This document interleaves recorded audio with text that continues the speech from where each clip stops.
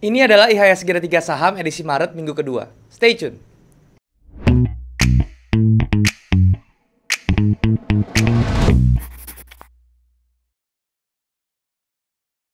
Halo guys, balik lagi sama gue Daryl di Dari Channel. Dan hari kita masuk ke segmen IHSG dan 3 saham. Buat kalian belum tahu, ini adalah segmen membahas kondisi IHSG dan juga saham-saham yang kira-kira bisa dijadikan referensi untuk tradingkan selama 1 minggu ke depan.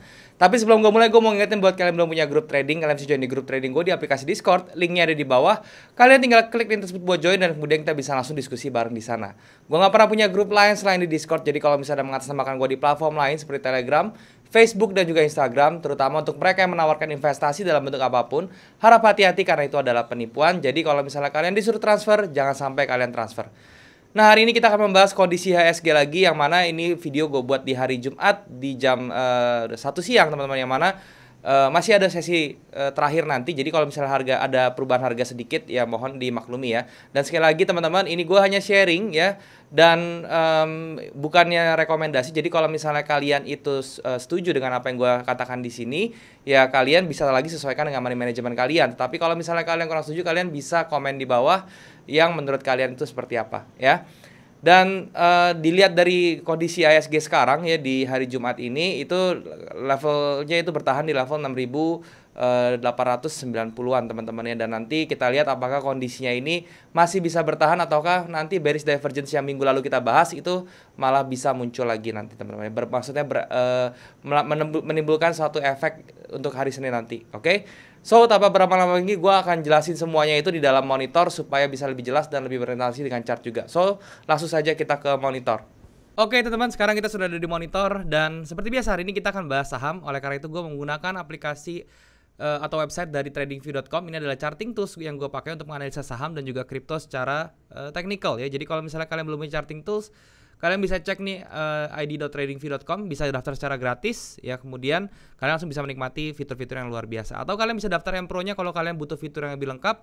Caranya gampang banget, kalian tinggal klik aja link yang ada di description di bawah teman-teman. Dan satu lagi, untuk trading saham itu gue menggunakan aplikasi Ajaib teman-teman, dan juga kalian bisa daftar juga ke website langsung di www.ajaib.co.id, atau kalian bisa download juga aplikasinya di Play Store maupun App Store kalian. Terus kalian bisa daftar. Kalian juga bisa masukin kode ajaib gua, yaitu adalah claim 715 supaya dapat hadiah saham ya. Nah, linknya untuk kalian download aplikasi dan juga daftar tinggal lihat juga di description di bawah. Dan ngomong-ngomong ajaib teman-teman ya, gue mau ngasih info sedikit. Ajaib lagi ngadain event yang keren banget di bulan Maret ini, yaitu namanya adalah Ajaib Squad Game teman-teman ya. Ini nanti kalian bisa pilih nih, kalian mau jadi squadnya siapa ya, antara si Kak Iqbal ya, kemudian Kak Pevita atau Gozali teman-teman ya, yang lagi viral ini ya. Kalau gue sih ya, kalau gue disuruh pilih nih, gue pasti lebih milih ke Gozali karena dia keren banget ya, bikin NFT terus bisa dijual dengan harga yang mahal kayak gitu ya. Dan ini eventnya tuh punya banyak hadiah banget ya. So kalian tinggal kepoin aja untuk event ini, terms and conditionnya seperti apa, info lebih lengkapnya kayak gimana, kalian bisa cek link tentang Ajaib Squad Game yang ada di bawah ya. Kalau gue sih, gue bakal kodein ya teman-teman ya, gue bakal kodein satu influencer gue itu adalah si Gozali. Oke, gue bakal pro banget ke dia karena gue ngefans banget sama NFT-nya dia. So kalian kalau misalnya mau punya kesempatan buat meet and greet juga sama idola-idola kalian ya, entah Kak Iqbal, entah Pevita atau entah Gozali, langsung saja kalian kodein mereka masing-masing. Oke, teman-teman, sekarang gue akan ngomongin IHSG ya. Jadi ini video dibuat di hari Jumat ya, jam 1:30 sekarang teman-teman ya. Dan ini harganya masih jalan, tinggal 1 jam lagi untuk close. Tampaknya dia akan close di daerah-daerah sini juga ya, sama aja teman-teman ya, di kisaran 6.850 sampai 6.900 lah, close-nya di daerah situ ya.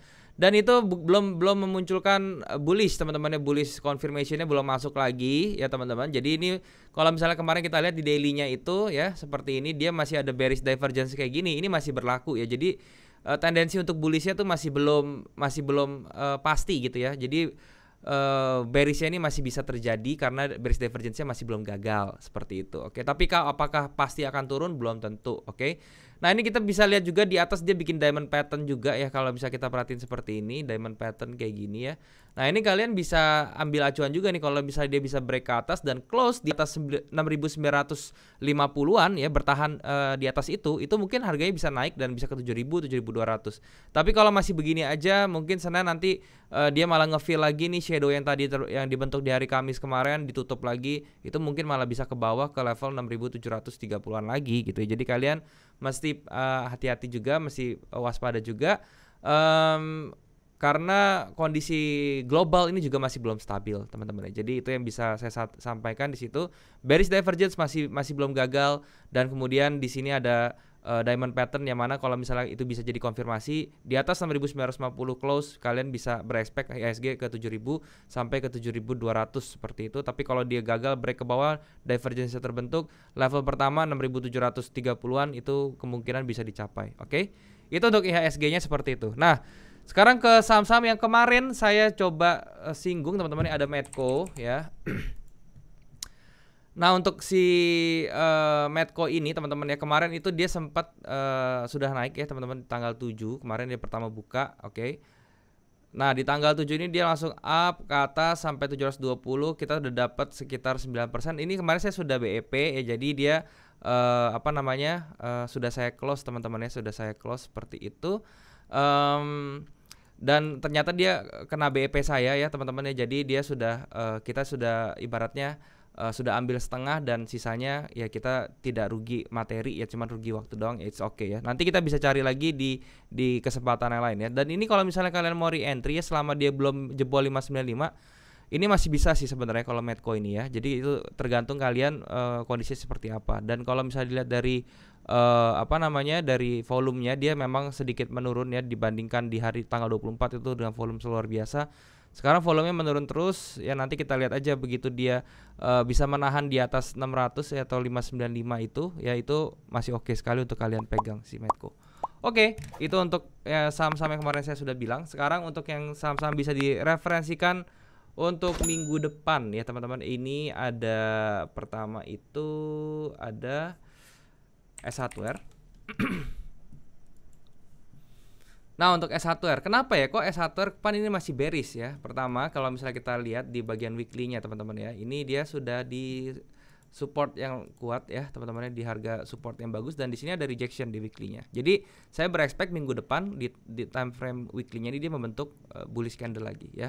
Kemudian di H4-nya bagaimana? Dia membentuk walaupun dia masih bearish, tapi dia membentuk satu despair ya, teman-teman ya, yang mana di swing di sini itu sama tingginya dengan swing yang dibalik yang rejectionnya kayak gitu. Dan dia membentuk Quasimodo level di level ini ya, sehingga kalian sebenarnya bisa entry di harga sekarang di 1085-an ya. Nanti kalau hari Senin masih berada di sini, kalian bisa entry ya. Kemudian untuk stop loss-nya ya, untuk stop loss-nya kalian entry di sini, stop loss-nya itu cukup di bawah level 1020 ya. Jadi di 1015 atau di 1000 itu kalian bisa stop loss. Oke, jadi sekitar 6% ya. Kemudian untuk TP-nya kalian itu bisa set di angka sekitar 1225 ya, sekitar 12%. Risk reward ratio 1,87, jadi ini masih bagus juga ya. TP-nya ingat di 1225 sampai ke 1240 itu adalah range TP kalian ya. Seperti itu. Itu untuk S-Hardware. Berikutnya ada Friend. Ini juga pasti banyak yang bingung kenapa Friend, kan dia masih bearish atau masih masih di bawah-bawah aja gitu ya. Reasonnya sama, dia sekarang bergerak di level support, teman-teman ya. Ini ada level support yang menahan banyak lagi dari sejak Maret 2021 ya sampai hari ini, yaitu masih menahan ya di support levelnya di angka sekitar 75, 74, 75 ya. Jadi sekarang harganya berada di dekat-dekat itu di H4-nya. Kalau misalnya kita perhatikan dia di level 75, dia mantul lagi di 80 ya. Sekarang kalian kalau misalnya mau entry nanti hari Senin itu bisa di level sekian, di level 79-an dengan stop loss di bawah 75 yaitu di 74. It's okay. 6% juga rata-rata sama ya. Kemudian stop loss-nya kalian bisa taruh di high-nya di sini di 92. Risk reward ratio 1/2,6. Jadi ini juga masih bagus untuk bisa kalian jadikan referensi ya, seperti itu. Oke, itu saham-saham yang kira-kira bisa dijadikan referensi. Sekarang gue mau bahas saham-saham yang kalian request. Yang pertama itu ada Unilever. Nah, Unilever kalau misalnya kita lihat dia masih impulsif ke bawah, teman-teman ya. Ini masih apa namanya? Masih bearishnya masih kuat sekali. Kalau kita lihat dia kena 1272-nya dan dia masih belum ada tanda-tanda untuk balik ya ke atas. Kita tunggu nanti sampai di targetnya di 2810 ya. Jadi kalau misalnya kita perhatikan di weekly, di mingguannya ini juga masih belum ada tanda balik-balik ya. Belum ada tanda untuk dia balik arah ya, walaupun dia sudah berada di 127,2-nya ya. Luar biasa ini. Oke, jadi untuk si Unilever ini sebenarnya jangan dulu teman-teman ya. Jangan entry dulu, karena apa? Karena ini bearishnya masih sangat kuat sekali. Ya kita mendingan tunggu dulu konfirmasi ada signals, minimal ada pembalikan arah. Signals untuk pembalikan arah itu seperti ada bullish impulsif atau momentum bullishnya tuh di yang lain seperti chart pattern ya dan lain-lain, itu nggak ada sama sekali, belum ada. Jadi jangan dulu ya. Kita tunggu itu dulu lebih baik ya. Berikutnya ada BCA.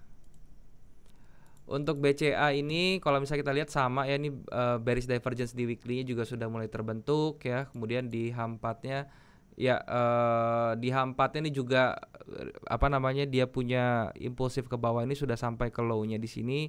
Yang mana ini sudah mulai ada ancang-ancang teman-teman ya untuk membalikan arah. Kalau misalnya kita lihat BCA ini walaupun dia turun ke bawah ya, terus kemudian dia retrace ke atas, dia ketahan nih di sini ya, di level ini di 7.950. Jadi kalau untuk BCA saran saya ya, tunggu dia satu bikin swing lagi ke atas ini ya. Jadi tunggu sampai dia bikin satu swing high lagi di sini ya, nembus swing high yang ada di sebelah sini. Kemudian dia retrace begini, kalian baru boleh masuk di harga 7.900-an ya. Jadi tapi patternnya harus begini dulu ya teman-teman. Kenapa? Karena kalau misalnya dia masih begini, takutnya ya ini Quasimodo level, terus dia ke bawah tembus neckline bisa sampai ke 7.650, bahkan sampai ke 7.300 kayak gitu ya. Untuk BCA seperti itu. Nextnya ada Net TV. Nah, untuk Net TV ini juga masih sangat-sangat bearish teman-teman ya. Jadi ini juga tidak liquid ya, belum, perdagangannya masih kurang liquid ya. Kalau misalnya kita lihat dari dia IPO, candle-nya masih belum terlalu oke. Dari H4-nya juga intraday-nya kurang bagus ya. Kalau misalnya kita lihat dari intraday 30-nya. Nah, dari 30 juga dilihat ya kurang liquid seperti ini. Jadi kalau menurut saya sih jangan dulu ya kalau misalnya di Net TV ya. Kalau misalnya kalian mau entry Net TV, lebih baik lebih lihat ke fundamentalnya nih. Kalau misalnya kondisi seperti ini ya, jangan dilihat dari teknikal, karena dari teknikal saya ini belum cukup informasinya kalau misalnya cuma segini candlenya. Oke. Berikutnya ada BBRI. BBRI juga sama ya, kemarin ini dia ada gap lumayan besar sekali daily-nya nih ya. Kemudian di weekly-nya kalau misalnya kita perhatiin ya. Nah, ini dia kena trendline di atas ini. Oke. Nah, dia kena trendline, kemudian dia reject lagi ke bawah ya. Targetnya itu dia bisa reject sampai mana? Sampai ke level ini 4220. Kalian bisa entry ya di harga entry kita pertama ya. Ini untungnya sih BBRI kita udah kita TP teman-teman ya, di level atas ini ya, dia sudah kena TP. Kemudian dia bisa ke bawah lagi. Nah, sekarang ke bawah ini kita bisa serok sebenarnya di level 4340 dengan 20% masuk entry dulu, baru nanti di level 4200 kalian bisa entry lagi sedikit. Tapi saran saya kalau misalnya kondisinya begini ya, kalau kondisi begini jangan terlalu full power dulu ya, cicil ya, masuknya itu lebih dicicil kalau mau di BBRI. Oke, seperti itu BBRI. Berikutnya ada IATA Transport ya. Dari weekly-nya dia bullish-nya luar biasa, ada candle rejection mulai muncul di di time frame weekly. Di time frame H4 dia harga naik, volume turun, bukan sesuatu yang bagus ya. Bullish powernya ini masih kuat di swing terakhirnya dia ya. Jadi kalau misalnya kalian mau beli sekarang ya silahkan, tapi saran saya ya, itu stop loss-nya kalau kalian entry di sini, stop loss-nya cukup di bawah sini ya, di 183 atau sekitar 10%. Karena ada chance kalau break 10% dia bakal ke bawahnya luar biasa nih ya. Bisa ngisi gap di sini nih. Ini ada gap, masih ada gap, hati-hati teman-teman ya. Seperti itu. TP-nya di 235, 1/1,5 di high-nya dia ya. Tapi ini tampaknya akan berat teman-teman ya. Kalau misalnya dia tidak selalu segera meninggalkan level 200-an, ya ini akan berat untuk naik ya. Seperti itu, karena volumenya juga kurang ya, di H4-nya juga volumenya turun. Kemudian dia punya di harga juga masih ada gap-nya. Kayak gitu. Itu untuk IATA. Next-nya ada STAA. Oke. Untuk weekly-nya dia baru launching nih ya, maksudnya saham-saham baru IPO. Kalau misalnya kayak begini, saran saya jangan dikejar ya, karena kalian tidak akan pernah tahu. Walaupun dia ada chance mungkin ya, valuasi perusahaan ini bisa sampai Rp2.000 gitu, tapi kalian tidak akan pernah tahu kalau misalnya mau dibanting tuh kapan. Oke, di sini sudah mulai muncul apa namanya, orang yang buang tapi ternyata demand-nya lebih besar, itu memang sesuatu yang bagus ya. Cuman kalian lihat ya di menit-menit akhir ini sebentar.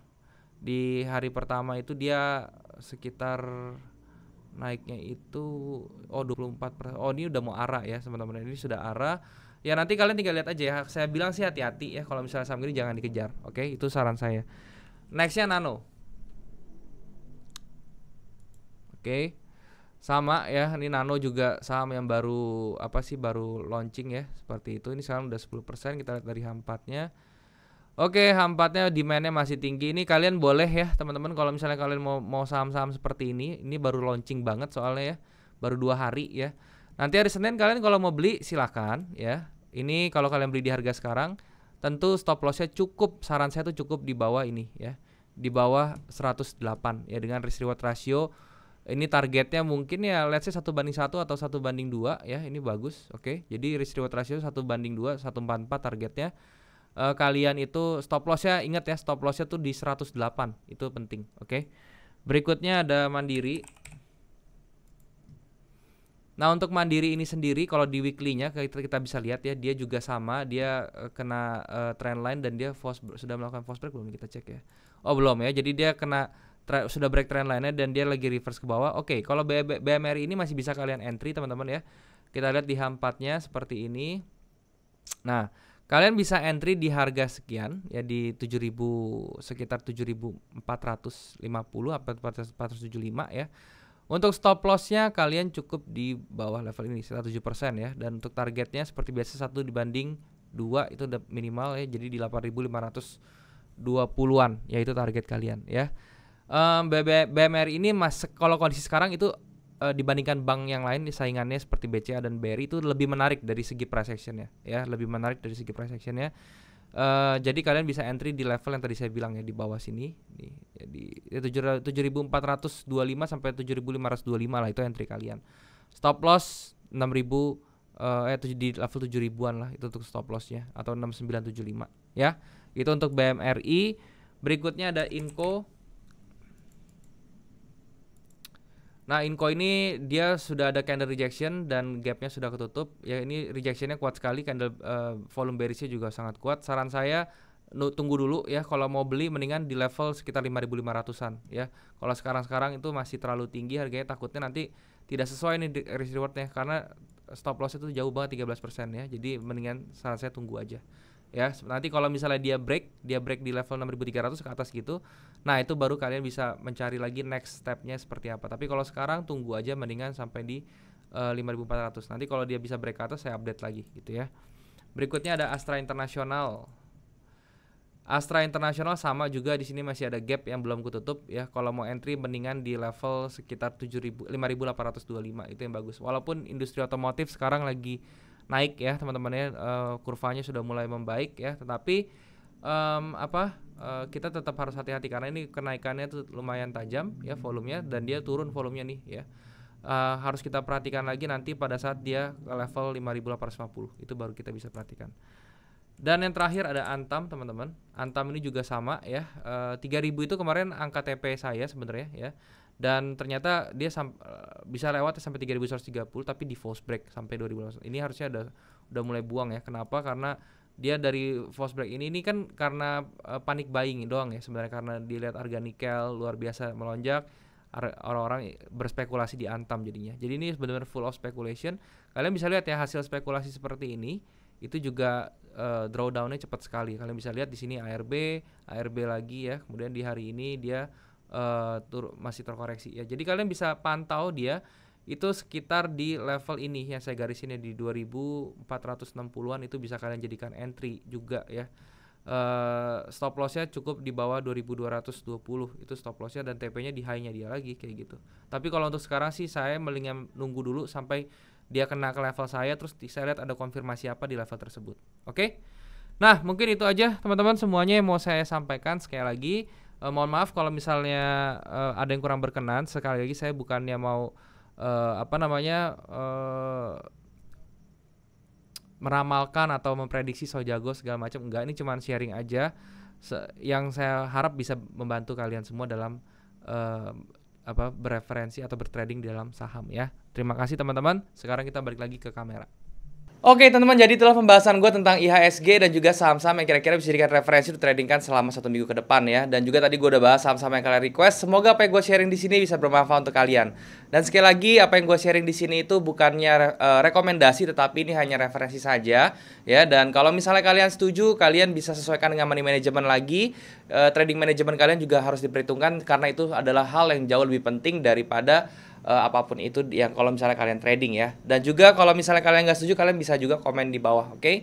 Kalian juga bisa join di grup gue di aplikasi Discord, linknya juga ada di bawah. Kalian tinggal klik ini buat join dan kita bisa langsung diskusi bareng di sana ya. Dan gue nggak pernah punya grup lain selain di Discord. Jadi kalau misalnya mengatasnamakan gue di platform lain seperti Telegram, Facebook, Instagram, menawarkan investasi dalam bentuk apapun, harap hati-hati karena itu adalah penipuan. Jadi kalian jangan transfer. Kalian juga bisa subscribe channel ini kalau misalnya kalian merasa channel ini bermanfaat untuk kalian. Kalian juga bisa bantu like video ini dan juga share ke teman-teman kalian yang lain yang kira-kira membutuhkan informasi dari video ini. Kalian juga bisa komen di bawah kalau ada yang kurang dari video ini atau kalian mau request tentang apapun yang mau gue bahas ke depannya. Selama itu berhubungan dengan saham, kripto dan juga forex, gue pasti akan baca komen kalian dan gue akan usahakan untuk bikin kontennya buat kalian. Nah, mungkin sampai sini dulu aja teman-teman. Semoga sekali lagi bisa bermanfaat untuk kalian. Thank you sekali lagi buat kalian sudah menyempatkan diri untuk nonton video ini. Sampai jumpa di next video. Jangan lupa semua orang bisa cuan. Salam sukses. Bye-bye.